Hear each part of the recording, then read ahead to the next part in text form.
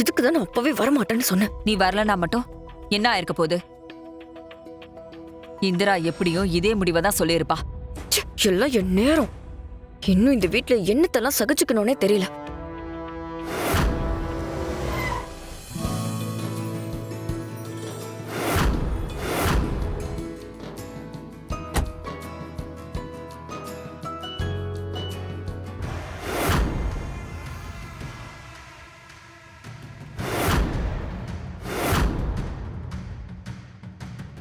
வாங்க, உள்ள போலாம்.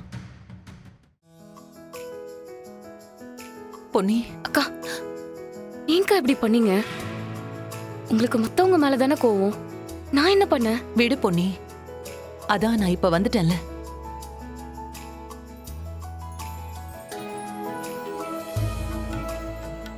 போடி, நீயும் என்கிட்ட சொல்லாம போயிட்டல. அயலேனி, சிவானா,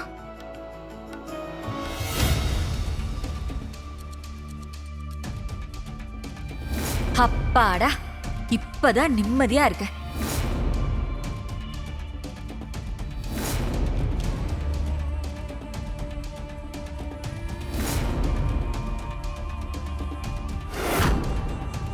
இந்திரா, உள்ள வாமா. ஐலி, வா. வாமா. ஒரு நிமிஷம் சித்தப்பா. நான் ஏன் இந்த வீட்டை விட்டு போனேன், இப்போ எப்படி திரும்ப வந்திருக்கேன்னு உங்க எல்லாருக்கும் தெரியும்.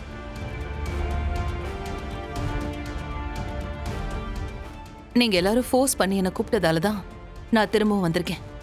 அதுவும் நான் சொன்ன கண்டிஷனுக்கு நீங்க எல்லாரும் ஓகே சொல்லியிருக்கீங்க. அந்த ஒரே ஒரு காரணத்துக்காக தான் நான் இங்க வந்திருக்கேன்.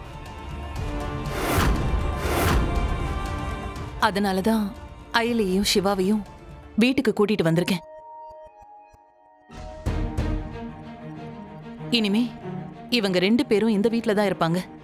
முன்னாடி மாதிரி யாரும் இவங்க கிட்ட வாண்டடா வம்பிழுக்கிறதோ இல்லனா வீட்டை விட்டு போக சொல்றதோ இருக்கக்கூடாது. எல்லாரும் இவங்க கிட்ட ஒழுங்கா நடந்துக்கணும். இந்த வீட்ல எனக்கு என்ன மரியாதை கிடைக்குதோ அதே மரியாதை இவங்களுக்கும் கிடைக்கணும்.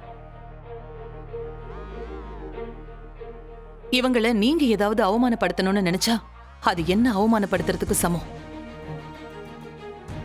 இதுக்கப்புறம் தப்பா ஏதாவது நடந்துச்சுன்னா ஆல்ரெடி நான் உங்க எல்லாரையும் மன்னிச்சிருக்கேன். ஆனா இன்னொரு தடவை சத்தியமா அதெல்லாம் நடக்காது. எல்லாம் என் தாளை எழுத்து. இனிமே அப்படி எதுவும் நடக்காது இந்திராமா, நான் பாத்துக்கிறேன். 2 பேரும் உங்க ரூமுக்கு போங்க. நாம உண்மையை ப்ரூவ் பண்ணி அது மூலமா தான் இந்த வீட்டுக்குள்ள திரும்ப வருவோம்னு நினைச்சேன். ஆனா அண்ணி மூலமாவே அதுவும் இவ்ளோ சீக்கிரமா வருவோன்னு நான் சத்தியமா எதிர்பார்க்கல. ஆமா, நீங்க என்ன யோசிச்சுட்டு இருக்கீங்க? இதெல்லாம் முன்னாடியே யோசிச்சு பிளான் பண்ணி தான் அக்கா நம்ம கூட வந்து இருந்தாங்களோன்னு நான் யோசிச்சுட்டு இருக்கேன். எது எப்படியோ இதுக்கு முன்னாடி இந்த வீட்ல நாம இருக்கிறதுக்கு உங்களுக்கு ஒரு காரணம் இருந்துச்சு, எனக்கு ஒரு காரணம் இருந்துச்சு. இப்பவும் நாம அதை அப்படியே விட்டுற போறதில்ல. ஆனா இப்ப அந்த காரணங்களோட சேர்ந்து ஒரு பெரிய பொறுப்பு நமக்கு இருக்கு. அதென்ன? அண்ணிதான். நம்ம மேல அவங்க வச்சிருக்கிற அன்பும் மரியாதையும் தான் நம்மள திரும்ப இந்த வீட்டுக்கு வர வச்சிருக்கு. அவங்க நம்ம மேல வச்சிருக்கிற நம்பிக்கை குறையற மாதிரி நாம என்னைக்குமே நடந்துடக்கூடாது. ஆமா ஐலி, நானும் இதை யோசிச்சேன். ஆனா நீ இன்னொரு விஷயத்த கவனிச்சியா? என்ன? அக்காவுக்கு இந்த குடும்பம் தான் எல்லாமே.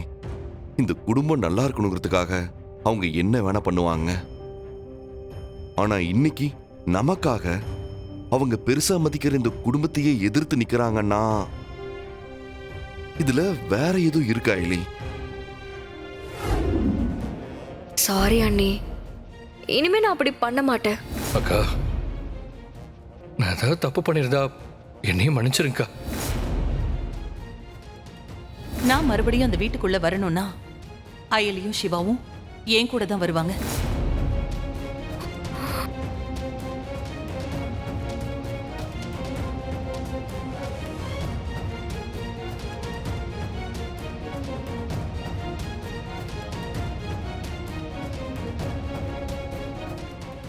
என்னத்த என்கிட்ட ஏதாவது பேசணும்னு வந்தீங்களா? உங்களால பேச முடியாது. இதுக்கப்புறம் பேசுறதுக்கு என்ன இருக்கு? அதான் ஒண்ணும் இல்லையே. அதான் உங்க பொண்ணு வீட்டுக்குள்ள அவங்க 2 பேரையும் மறுபடியும் கூட்டிட்டு வந்தது மட்டும் இல்லாம வந்த உடனே நிறைய கண்டிஷன்ஸ் எல்லாம் போட்டு எல்லாரும் வாயையும் அடைச்சிட்டாங்களே.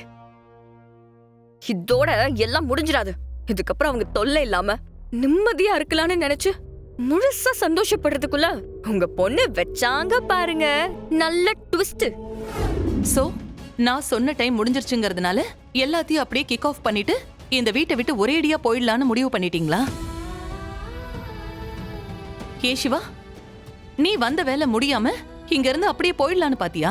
அக்கா, நீங்க எதை சொல்றீங்க? சித்தப்பா தான் உன்னோட அப்பான்னு நிரூபிக்கிறேன்னு என்கிட்ட டைம் கேட்டு இந்த வீட்டுக்குள்ள நீங்க 2 பேரும் வந்தீங்க.